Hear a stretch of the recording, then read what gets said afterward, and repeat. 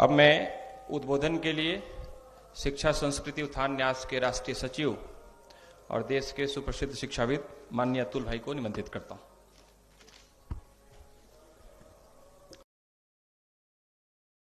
त्रिदिवसीय भारतीय शिक्षा राष्ट्रीय संकल्पना सम्मेलन और ज्ञान महाकुंभ के इस समापन कार्यक्रम में मंच पर उपस्थित हम सबके मार्गदर्शक माननीय दत्तात्रेय जी,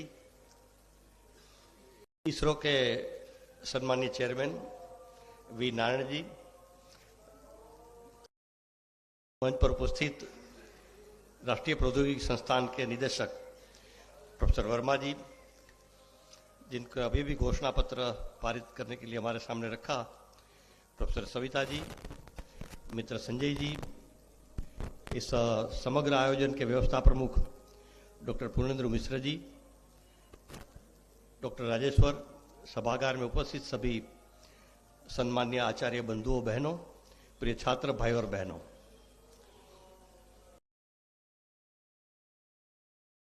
किसी एक वक्ता ने कहा था, मुझे नाम याद नहीं आ रहा है,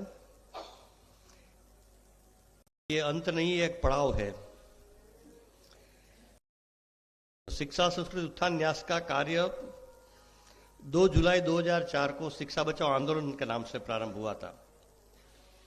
शिक्षा में जो विकृतियां, विसंगतियां, डिस्टोर्शन जो था, उसके खिलाफ एक मूवमेंट शुरू हुआ था। और आप सबको जानकारी होगी कई लोगों को, लेकिन फिर भी पुनरावृत्ति कर रहा हूं कि जब सरकार नहीं मानी इस विषय पर, तो आखिरी में न्यायालय कोर्ट का सहारा लिया गया और 12 कोर्ट केसेस, 12 कोर्ट केसेस हुए, डिस्ट्रिक्ट कोर्ट से सुप्रीम कोर्ट तक के, और सभी का रिजल्ट शिक्षा बचाओ आंदोलन के पक्ष में आया। इसके परिणाम स्वरूप देश में पाठ्यक्रम, सिलेबस, ये चर्चा, डिस्कशन का विषय बन गया।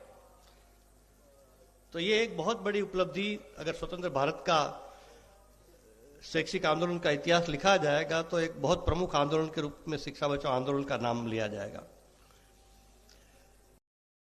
लेकिन देश के शिक्षा जगत के कुछ लोगों ने मिलकर विचार किया कि सिर्फ डिस्टोर्शन, विकृतियां दूर करने से समग्र शिक्षा में परिवर्तन नहीं हो सकता है। इस दृष्टि से 24 मई को शिक्षा संस्कृति उत्थान न्यास का गठन किया गया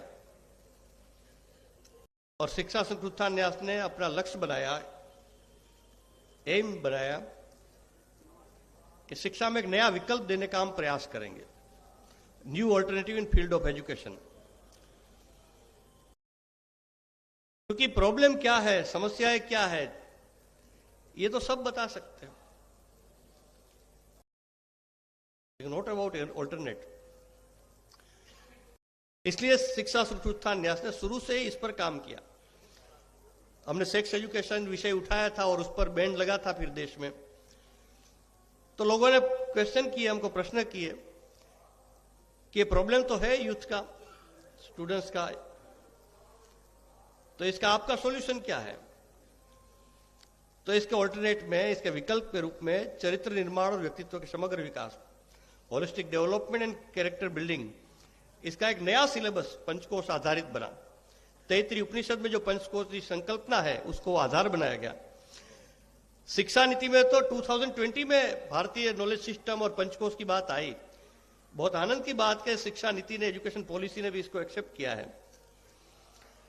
लेकिन शिक्षा संस्कृति ने 2010 में इसका सिलेबस बनाया, पहले स्कूल लेवल पर, फिर हायर लेवल का भी सिलेबस बना, और अभी भी पुस्तक यहां अतिथियों को भेंट दी गई है, पर्सपेक्टिव ऑफ भारतीय एजुकेशन नाम से, इंग्लिश में, हिंदी में है उच्च शिक्षा की भारतीय दृष्टि। तो इस प्रकार के अनेक विषयों पर कार्य प्रारंभ किया और इसमें वैकल्पिक व्यवस्था के बारे में कार्य प्रारंभ हुआ। परंतु इतना बड़ा देश, कोई एक प्लेटफॉर्म शिक्षा संस्कृति उत्थान न्यास से देश की शिक्षा बदल नहीं हो सकता है, परिवर्तन नहीं हो सकता है। इसलिए एक विचार आया कि ऐसे पॉजिटिव काम करने वाले बहुत लोग देश में हैं, उन सबको एक प्लेटफॉर्म पर लाया जाए। कई बार गलत काम करने वाले तो बहुत जल्दी ऑर्गेनाइज हो जाते हैं, लेकिन अच्छे काम करने वाले को ऑर्गेनाइज करना इतना सरल नहीं होता है कई बार। इसी निमित्त ज्ञानोत्सव के कॉन्सेप्ट आया। 2018 से ज्ञानोत्सव स्टार्ट हुआ और ज्ञानोत्सव के नेशनल लेवल, स्टेट लेवल, कुछ जगह तो डिस्ट्रिक्ट लेवल पर भी ज्ञानोत्सव हुए। विचार किया गया था कि नेशनल लेवल पर हर 2 वर्ष के बाद ज्ञानोत्सव करेंगे, लेकिन बहुत अच्छा एक अवसर मिल गया हमको कि 2023 में नवंबर में ज्ञानोत्सव हुआ था दिल्ली में, और 2 साल के बाद फिर करना था। तो ऐसे समय हमको सबको संज्ञान में आ गया कि ज्ञान महाकुंभ प्रयागराज में आयोजित हो रहा है। इस 144 साल के बाद होने वाले प्रयागराज महाकुंभ में हम भी इसको ले जाएंगे, और इससे ज्ञान महाकुंभ की संकल्पना आई। फिर संजय जी ने विस्तृत कहा है, ज्ञान कुंभ वगैरह वगैरह आयोजित हुआ। ये ज्ञानोत्सव से ज्ञान कुंभ का कोई नाम चेंज सिर्फ नहीं है, नाम बदलाव नहीं है, इसके पीछे एक उद्देश्य है। राजेश्वर ने बताया अपने उसमें कि पूज्य शंकराचार्य जी ने मार्गदर्शन किया था हम सबको कि ऐसे धार्मिक आध्यात्मिक आयोजनों में ज्ञान पर चर्चा, चिंतन, विमर्श होना चाहिए, और ये लगातार होता था भारत देश में। कुछ परंपरा कम हुई या स्थगित हुई कुछ वर्षों से। इस ट्रेडिशन, इस परंपरा को फिर से प्रारंभ करने का एक छोटा प्रयास ये ज्ञान महाकुंभ है।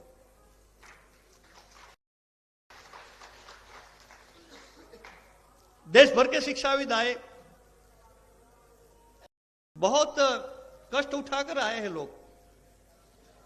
कई लोगों ने कहा कि भाई साहब 12 घंटे लगे, 24 घंटे लगे, 18 घंटे लगे। मैंने कहा आप सौभाग्यशाली है कि 12, 18, 24 घंटे लगे, लेकिन मां गंगा ने आपको बुलाया था, इसलिए आप आए हैं। और ये 144 ईयर्स पर आयोजित ज्ञान महाकुंभ में आपको सम्मिलित होने का अवसर मिला है। के अग्रवाल जी, साउथ ईस्ट एशिया के जो वाइस चांसलर है, उनका मुझे मैसेज आया कि भाई साहब मैं संघर्ष करते करते प्रयागराज तो पहुंच गया हूं, महाकुंभ में तो पहुंच गया हूं, लेकिन आप तक नहीं पहुंच पा रहा हूं। तो मैंने यही संदेश उसको उत्तर में लिखा। तो इस प्रकार का हम सबका एक सौभाग्य है कि इस ज्ञान महाकुंभ, प्रयाग महाकुंभ में आयोजित ज्ञान महाकुंभ में हमको सम्मिलित होने का अवसर मिला है। जैसे मैंने कहा कि एक हमारी परंपरा थी, ट्रेडिशन थी कि ऐसे धार्मिक आध्यात्मिक आयोजन में ज्ञान पर, विद्या पर, शिक्षा पर चिंतन चर्चा होती थी। साधु संत महात्मा हमको धार्मिक, आध्यात्मिक, सांस्कृतिक दृष्टि से मार्गदर्शन करते थे और देश को एक दिशा देने का कार्य करते थे। तो इस पर से विचार प्रक्रिया आगे बढ़ी कि क्या हम देश भर के शिक्षा जगत के लोग इस प्रयागराज महाकुंभ में उपस्थित होकर, ज्ञान महाकुंभ में सम्मिलित होकर देश की शिक्षा को एक दिशा देने का कुछ प्रयास कर सकते हैं क्या? और मुझे आनंद है कि 10 संकल्प पत्र पारित किए गए और इनका एक समापन के रूप में घोषणा पत्र, नाम घोषणा पत्र है, लेकिन ये हम सबका संकल्प है। और ये सिर्फ शब्द नहीं है संकल्प पत्र, ये हम सबका कमिटमेंट है कि फिर से भारतीय शिक्षा को, देश की शिक्षा को, भारतीय ज्ञान परंपरा को आधार बनाते हुए भारतीय शिक्षा की पुनर्स्थापना करने का हम सब ने संकल्प किया है। और आगामी दिनों में इस संकल्प को व्यवहारिक धरातल पर लाने का हम सब ने अपने अपने संस्थानों में, अपने अपने क्षेत्रों में, राज्यों में, राष्ट्रीय स्तर पर व्यक्तिगत रूप से और सामूहिक रूप से, संयुक्त रूप से इस प्रयास को गति देनी है। इस दृष्टि से जो प्रोफेसर सविता जी ने कहा कि कोई संकल्प पत्र पारित किया है, आपकी शुभकामनाओं से हम सब ने समय की आवश्यकता को देखकर हमने पारित कर दिया है। आप सबको व्हाट्सएप पर संकल्प पत्र भेजा जाएगा। और मैं आपसे प्रार्थना करता हूं कि शिक्षा संस्कृति उत्थान न्यास की आज शाम से राष्ट्रीय शैक्षिक कार्यशाला प्रारंभ होने वाली इसी जमीन पर, और कल तक वो चलेगी। तो कल तक जिसके भी सुझाव आ गए आपके, उस पर कार्यशाला चिंतन मंथन करके जो भी उचित सुझाव होगा उसको सम्मिलित करके कल शाम को उसको पारित किया जाएगा। फिर उसमें सुझाव की संभावना कम रहेगी, मुश्किल होगा। तो इस प्रकार हम लोगों ने इस पर आगे एक्सरसाइज करनी है। देश भर में सबसे जाना संभव नहीं था, बहुत कम समय था, इसलिए प्रत्यक्ष गए वहां प्रत्यक्ष, आभासी माध्यम से भी बहुत सारी बैठकें हुई। इसमें मैं निवेदन करता था और हम सब ने अनुभव भी किया होगा, क्योंकि मैं कई बार यहां आकर गया, इसके पहले भी कुंभ में मैं जाता रहा हूं। आज जो हमारे देश में जो कुछ प्रॉब्लम समस्याएं दिख रही है हमको, ये सतह की बात है, ऊपरी ऊपरी समस्याएं हैं, वास्तविक भारत तो नहीं है। मैंने कहा वास्तविक भारत देखना है तो आप प्रयागराज महाकुंभ में आइए। चाहे जातिवाद हो, भाषावाद हो, प्रांतवाद हो, महिला पुरुष की समस्याएं हो, छुआछूत हो, भ्रष्टाचार हो, आपको यहां नहीं दिखने को मिलेगा। लाखों लोग, करोड़ों लोग साथ में स्नान करने जाते हैं, महिला हो पुरुष हो, कोई पूछता है कौन सी जाति है, कौन है आप? किसी भी शिविर में चले जाएंगे, आपको कहेंगे प्रसाद ग्रहण करिए आग्रहपूर्वक। कोई पूछता है कि आपकी कौन सी जाति है, कौन से देश के हैं? भ्रष्टाचार कब होता है कि लेने की भावना होती है, गलत दृष्टि से लेने की भावना। तो यहां तो सब देने के लिए आ रहे हैं। इतना बड़ा महीना दिन आयोजन रहा तो हमारे कार्यकर्ताओं ने, 2-3 कार्यकर्ताओं ने कहा, उस कार्यकर्ताओं के परिवार से सहयोग आया कि भोजन का 1 पैसा भी न्यास से खर्च नहीं होगा, हम लोग सब देंगे, और दिया गया। हमारे कुलाधिपति बैठे अजय जी, तो यहां अतिथि कक्ष में वो चाय की ट्रे लेकर आए थे, और दूसरे कुलाधिपति प्राइवेट यूनिवर्सिटी के बैठे। मैंने कहा इनको पहचानते हैं? तो कि नहीं। मैंने कहा जैसा आप कुलाधिपति है ना चांसलर, ऐसे ही ये चांसलर है। आप चाय पी रहे हो, आपको देना आए हैं। ये जो भाव कुंभ में निर्माण होता है, इस प्रकार का भारत का पुनर्निर्माण करने के लिए एक प्रयागराज महाकुंभ हमारे लिए एक एग्जाम्पल, एक उदाहरण है। सिर्फ प्रयागराज महाकुंभ में ऐसा भारत से भारत नहीं बनता है, पूरे देश में ऐसा वातावरण निर्माण होना है। फिर से इस प्रकार का भारत जो है हमने महाकुंभ में देखा, ऐसा भारत फिर से बनाना है हम सब ने। यही विश्वगुरु भारत या विकसित भारत को, समर्थ शक्तिशाली भारत को, इसकी संकल्पना है। और ऐसा भारत समग्र रूप से हमने बनाना है तो इसका आधार, इसका बेस एजुकेशन ही हो सकता है। चाहे विश्वगुरु भारत हो, विकसित भारत हो, समर्थ शक्तिशाली भारत हो, उसका रास्ता, उसका रूट थ्रू एजुकेशन ही जाता है। किसी भी देश समाज की नींव शिक्षा, बेसिक एजुकेशन होता है। इस दृष्टि से इस प्रकार का भारत हमने बनाना है फिर से, तो पहले ऐसी शिक्षा की पुनर्स्थापना हमने करनी पड़ेगी।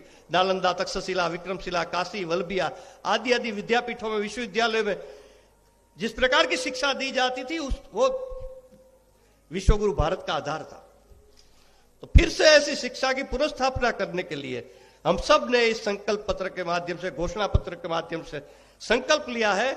और आप सबसे विनम्र प्रार्थना है कि इस घोषणा पत्र का एक एक शब्द का हम अध्ययन करें और इसमें अपने व्यक्तिगत जीवन से लेकर, पारिवारिक जीवन से लेकर, संस्थाकीय जीवन में और राज्य में, राष्ट्रीय लेवल पर हम इसको फिर से क्रियान्वित करने का संकल्प करें, जिससे हमारा देश की शिक्षा बदलेगी।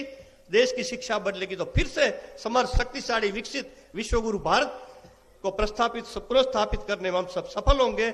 यही संकल्पना, यही भविष्य की दिशा लेकर हम इस ज्ञान कुंभ, महाकुंभ से अपने अपने स्थानों, प्रांतों, घरों की ओर प्रयाण करेंगे।